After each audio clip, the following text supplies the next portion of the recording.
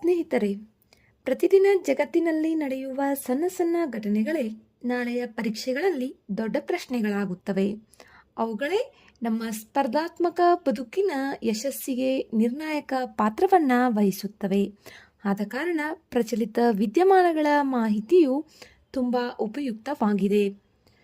ಇಂದಿನ ಈ ವಿಡಿಯೋದಲ್ಲಿ ನಾವು ಜೂನ್ 24, 2026 ಪ್ರಚಲಿತ ವಿದ್ಯಮಾನಗಳ ಮಾಹಿತಿಯನ್ನು ತಿಳಿದುಕೊಳ್ಳೋಣ.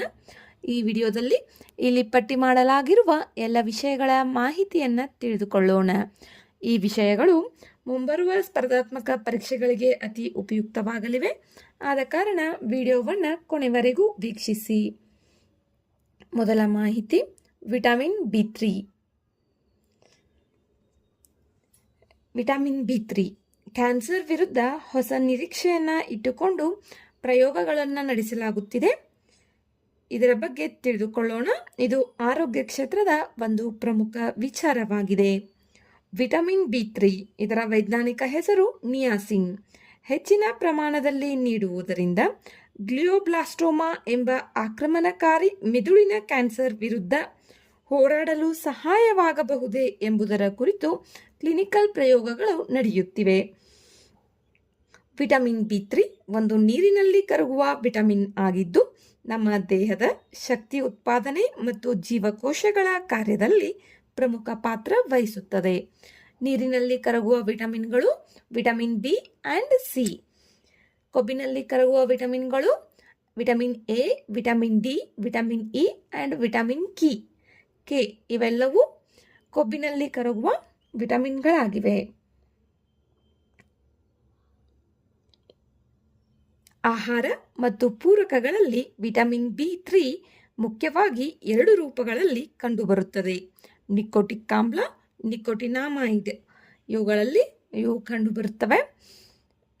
ಇವುಗಳ ಉಪಯೋಗವನ್ನು ಮಾಡಿಕೊಂಡು ಮೆದುಳಿನ ಕ್ಯಾನ್ಸರ್ನ ತಡೆಗಟ್ಟಬಹುದೇ ಎಂಬುದನ್ನು ಅನ್ವೇಷಿಸಲಾಗುತ್ತಿದೆ. ನೆಕ್ಸ್ಟ್, ಪ್ರಧಾನಮಂತ್ರಿ ರಾಷ್ಟ್ರೀಯ ಬಾಲ ಪುರಸ್ಕಾರ. ಇದು ಮಕ್ಕಳ ಸಾಧನೆಗೆ ಸಂಬಂಧಿಸಿರುವಂತಹ ವಿಷಯವಾಗಿದೆ. ಮಹಿಳಾ ಮತ್ತು ಮಕ್ಕಳ ಅಭಿವೃದ್ಧಿ ಸಚಿವಾಲಯವು ಪ್ರಧಾನಮಂತ್ರಿ ರಾಷ್ಟ್ರೀಯ ಬಾಲ ಪುರಸ್ಕಾರ 2026ಕ್ಕೆ ನಾಮನಿರ್ದೇಶನವನ್ನು ಆಹ್ವಾನಿಸಿದೆ.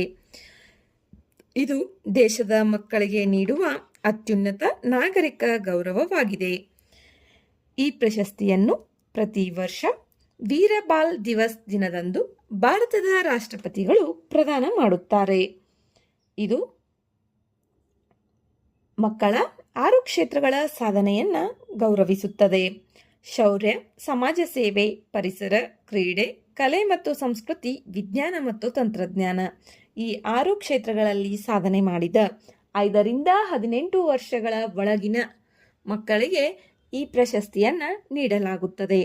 ವೀರ ಬಾಲ್ ದಿವಸ್ ಡಿಸೆಂಬರ್ 26ರಂದು ಆಚರಿಸಲಾಗುತ್ತದೆ.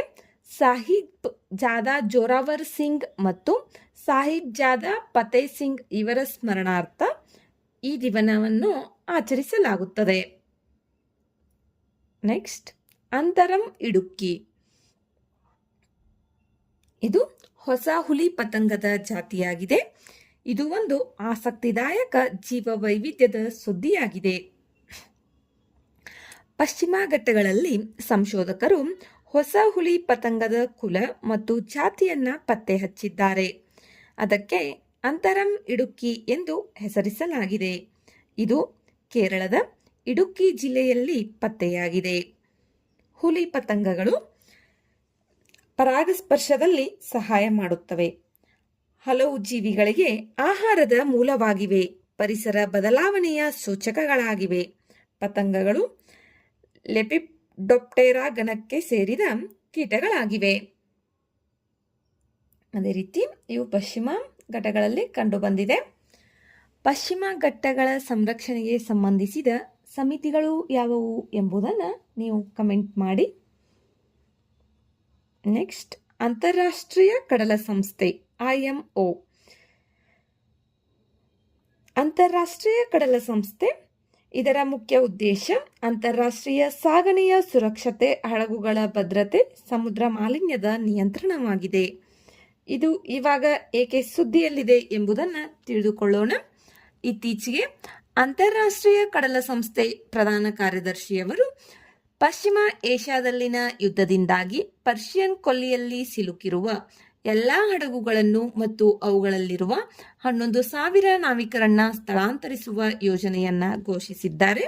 ಆದ್ದರಿಂದ ಇದು ಸುದ್ದಿಯಲ್ಲಿದೆ. IMO ಯಾವಾಗ ಸ್ಥಾಪನೆಯಾಯಿತು?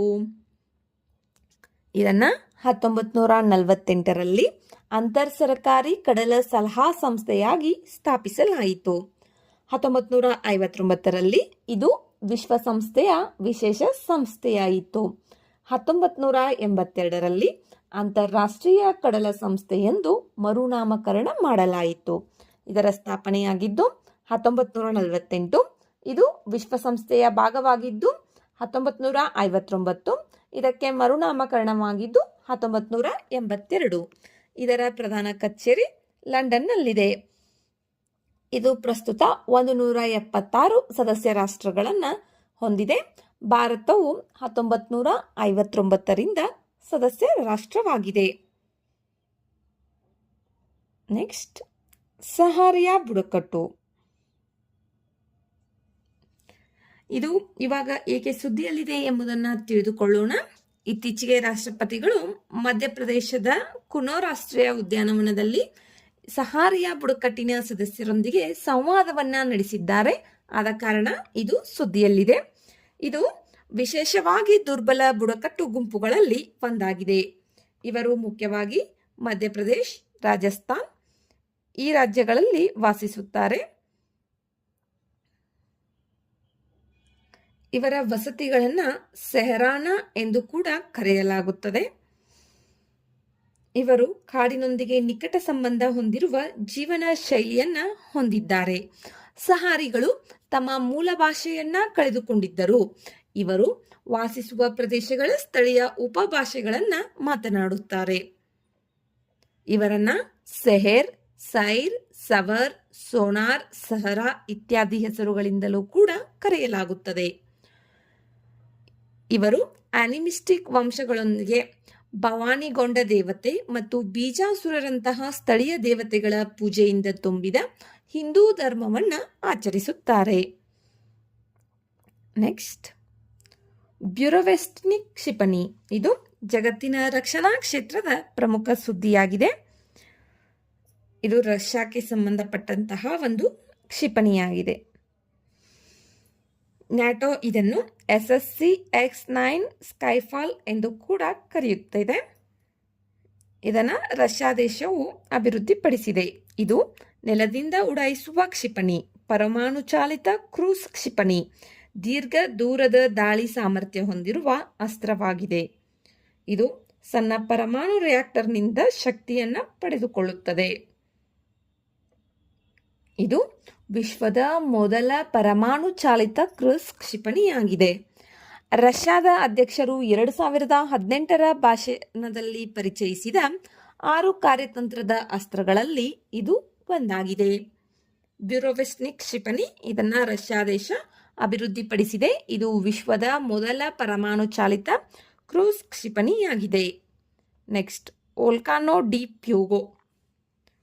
ಇದು ಒಂದು ಜ್ವಾಲಾಮುಖಿಯಾಗಿದೆ. ಇತ್ತೀಚೆಗೆ ಗ್ವಾಟೆಮಾಲಾದಲ್ಲಿ ಇದು ಸ್ಫೋಟಗೊಂಡಿದೆ. ಸ್ಪ್ಯಾನಿಷ್ ಭಾಷೆಯಲ್ಲಿ ಇದರ ಅರ್ಥ ಬೆಂಕಿಯ ಜ್ವಾಲಾಮುಖಿ. ಇದು ಸ್ಫೋಟಗೊಂಡಾಗ ಉರಿಯುತ್ತಿರುವ ಬಂಡೆಗಳು ಮಳೆಯಾಗಿ ಸುರಿಯಲು ಆರಂಭಿಸುತ್ತವೆ. ಇದು ಒಂದು ಸಕ್ರಿಯ ಬಸಾಲ್ಟಿಕ್ ಸ್ಟ್ರಾಟೋವೋಲ್ಕಾನೋ ಆಗಿದೆ. ನೆಕ್ಸ್ಟ್, ಭಾರತೀಯ ರಾಷ್ಟ್ರೀಯ ಸಾಗರ ಮಾಹಿತಿ ಸೇವೆಗಳ ಕೇಂದ್ರ. ಭಾರತದ ಸಾಗರ ಅಧ್ಯಯನ ಸಂಸ್ಥೆ INCOIS ಎಂದರೆ ಭಾರತೀಯ ರಾಷ್ಟ್ರೀಯ ಸಾಗರ ಮಾಹಿತಿ ಸೇವೆಗಳ ಕೇಂದ್ರ. ಇದು ಸಾಗರ ಮಾಹಿತಿ, ಹವಾಮಾನ ಅಧ್ಯಯನ, ಎಲ್ ನಿನೋ ಪರಿಣಾಮಗಳ ವಿಶ್ಲೇಷಣೆಗಳನ್ನು ಮಾಡುತ್ತದೆ. ಇದು ಇವಾಗ ಏಕೆ ಸುದ್ದಿಯಲ್ಲಿದೆ ಎಂದರೆ ಸಾಗರ ವಲಯಗಳ ಮೇಲೆ ನಡೆಯುತ್ತಿರುವ ಎಲ್ ನಿನೋದ ಪರಿಣಾಮಗಳನ್ನು ಎತ್ತಿ ತೋರಿಸಲು ಭಾರತೀಯ ರಾಷ್ಟ್ರೀಯ ಸಾಗರ ಮಾಹಿತಿ ಸೇವೆಗಳ ಕೇಂದ್ರ ವಿಶೇಷ ಎಲ್ ನಿನೋ ಬುಲೆಟಿನ್ಗಳನ್ನು ಬಿಡುಗಡೆ ಮಾಡಲು ಪ್ರಾರಂಭಿಸಿದೆ. ಆದ್ದರಿಂದ ಇದು ಸುದ್ದಿಯಲ್ಲಿದೆ. ಇದನ್ನು ಯಾವಾಗ ಸ್ಥಾಪಿಸಲಾಯಿತು? 1999ರಲ್ಲಿ ಭೂವಿಜ್ಞಾನ ಸಚಿವಾಲಯದ ಅಡಿಯಲ್ಲಿ ಇದನ್ನು ಆರಂಭಿಸಲಾಯಿತು. ಇದರ ಪ್ರಧಾನ ಕಚೇರಿ ತೆಲಂಗಾಣದ ಹೈದರಾಬಾದ್ದಲ್ಲಿದೆ. ತೆಲಂಗಾಣದ ರಾಜಧಾನಿ ಹೈದರಾಬಾದ್, ಇಲ್ಲಿ ಇದರ ಪ್ರಧಾನ ಕಚೇರಿ ಇದೆ. ಸ್ನೇಹಿತರೆ, ಒಂದು ಕಡೆ ವಿಜ್ಞಾನದಲ್ಲಿ ಹೊಸ ಸಂಶೋಧನೆಗಳು, ಮತ್ತೊಂದು ಕಡೆ ಜಾಗತಿಕ ಭದ್ರತೆ, ಪರಿಸರ ಮತ್ತು ಭಾರತದ ಪ್ರಮುಖ ಸಂಸ್ಥೆಗಳ ಬೆಳವಣಿಗೆ, ಇವೆಲ್ಲವೂ ನಮ್ಮ ಜ್ಞಾನವನ್ನು ಮತ್ತಷ್ಟು ಹೆಚ್ಚಿಸುತ್ತವೆ. ಈ ಮಾಹಿತಿಗಳು ಮುಂಬರುವ ಸ್ಪರ್ಧಾತ್ಮಕ ಪರೀಕ್ಷೆಗಳಲ್ಲಿ ಅತಿ ಉಪಯುಕ್ತವಾಗಲಿವೆ. ಈ ರೀತಿಯ ಮಾಹಿತಿಗಳಿಗಾಗಿ ಕನ್ನಡದಲ್ಲಿ ಸರಳವಾಗಿ ತಿಳಿದುಕೊಳ್ಳಲು ನೀವು ನಮ್ಮ ಚಾನಲನ್ನು ಸಬ್ಸ್ಕ್ರೈಬ್ ಮಾಡಿಕೊಳ್ಳಿ. ಈ ವಿಡಿಯೋದಲ್ಲಿರುವ ಮಾಹಿತಿ ನಿಮಗೆ ಉಪಯುಕ್ತವಾಗಿದೆ ಎನಿಸಿದರೆ ವಿಡಿಯೋಗೆ ಒಂದು ಲೈಕ್ ಮಾಡಿ. ಮತ್ತಷ್ಟು ಮಾಹಿತಿಗಾಗಿ ನಮ್ಮ ಚಾನಲ್ನಲ್ಲಿರುವ ವಿಡಿಯೋಗಳನ್ನು ವೀಕ್ಷಿಸಿ. ಮತ್ತೆ ಹೊಸ ಹೊಸ ವಿಷಯಗಳೊಂದಿಗೆ ಭೇಟಿಯಾಗೋಣ. ಧನ್ಯವಾದಗಳು.